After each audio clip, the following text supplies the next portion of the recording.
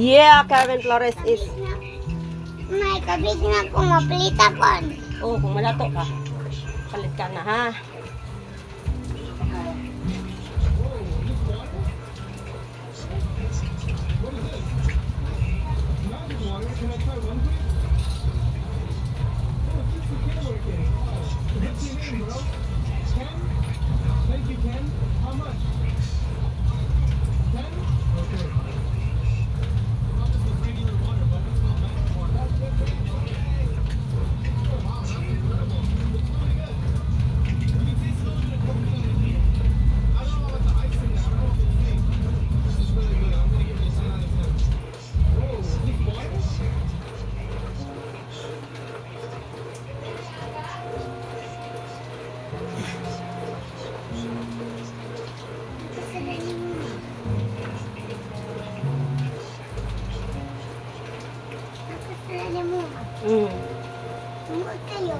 Ato ni Papa ka. Kaya mo dito ko. Nalagi ko ipake. Kasi ay pamuka ning mayukay.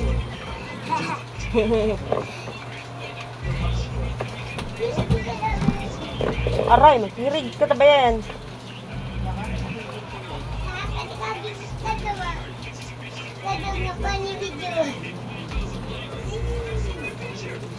Chuka, klak.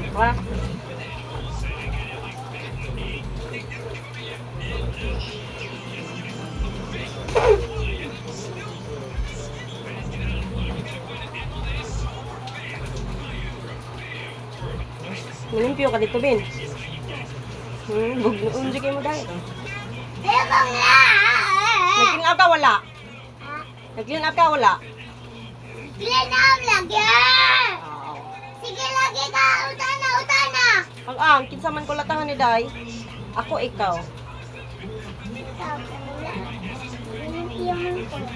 Good boy. Good boy din ang abata. Si Kirby, guys, nang limpyo sa iyang trash.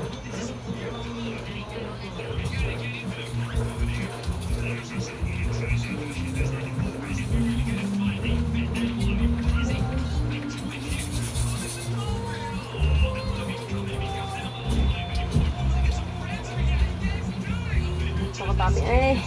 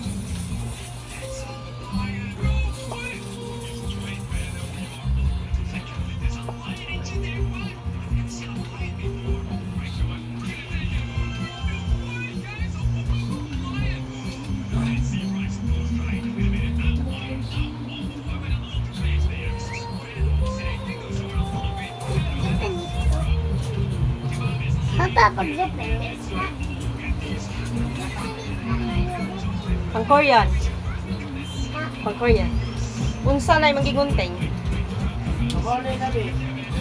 May kayo maniid? Yes. Ako na Japanese. Japanese?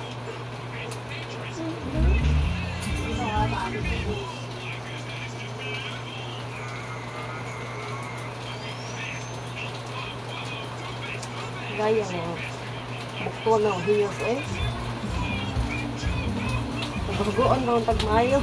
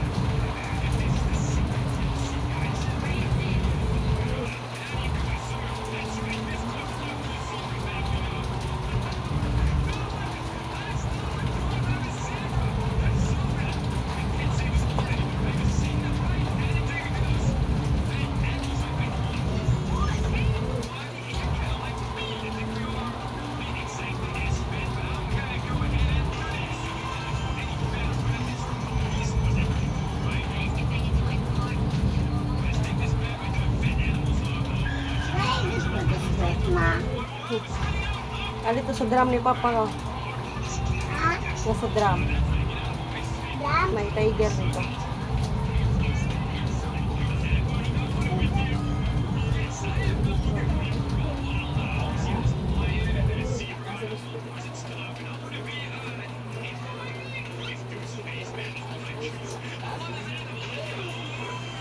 Hindi ako sa... Hindi. Ma, di ka onan ko ba ni Papa ako. Saan ko na? Mungkaon sa biskwit pa, saan magipupang? Nasa imong drum kanina niya, nagamit mo ka sa drum.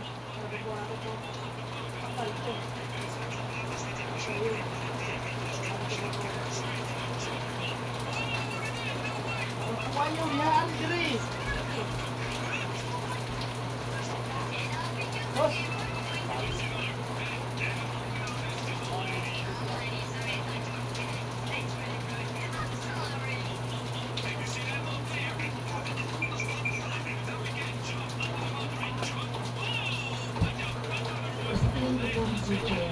Ito nga, green na lang. Kunti na lang. Hindi ba?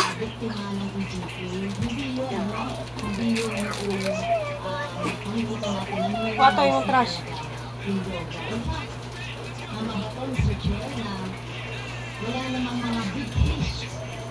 Wala naman guys. So, pwede niyang mabanggit ni Sir Chair, si Mr. Duterte, na mga big fish, yung mga drug lord, mga nagmamanufacture ng droga during that time. Kasi ang nakita lang natin ay bloody, no? Dugos ng ating mga maliliit, mga mahihirap na mga mamamayan.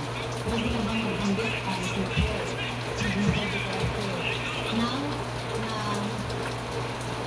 drug lords o malaking smuggler ng droga na napatay o nahuli o nakapatundog sa kalambunan.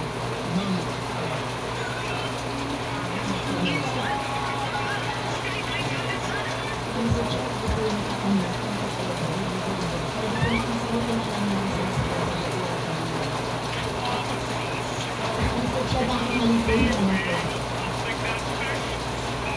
Ang tinatanong ko lang po, may nahuli ba kayo na malaking criminal, mga drug lords, mga nagmamanufacture ng droga sa panahon po?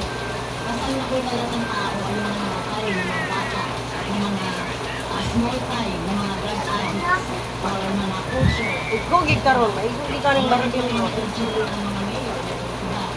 Kaya lang, yung pinagagalingan ko ng droga, meron kay Barry Social. Meron naman. Marami doon sa dagat. Rock na dagat. Yung iba na...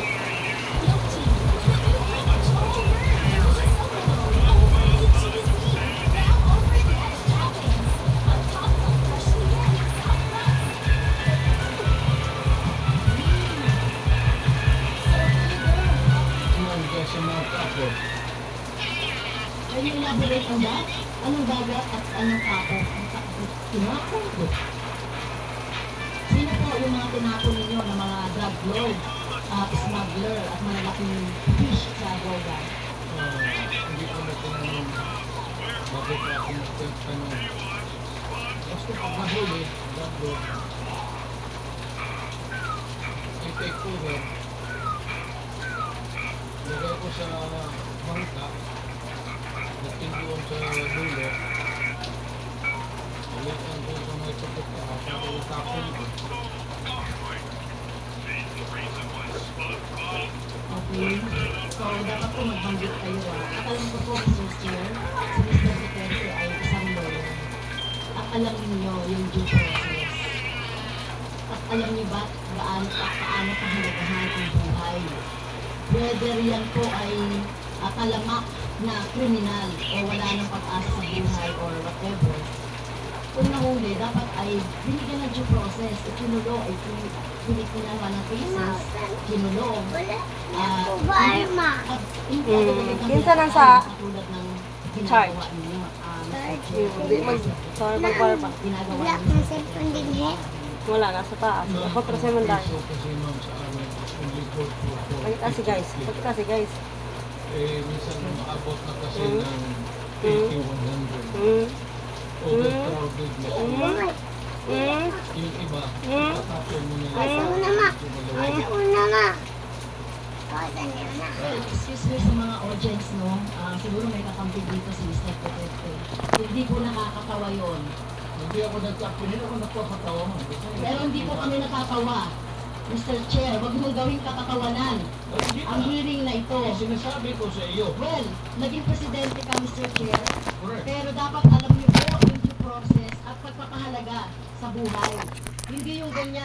Sino bang may kasalanan? Bakit po congested ang Okay, ating mga... voice over na yan. Diba? Hey guys. Bakit po sinasabi ninyo? My care. Ano Ay, ang kabad. mga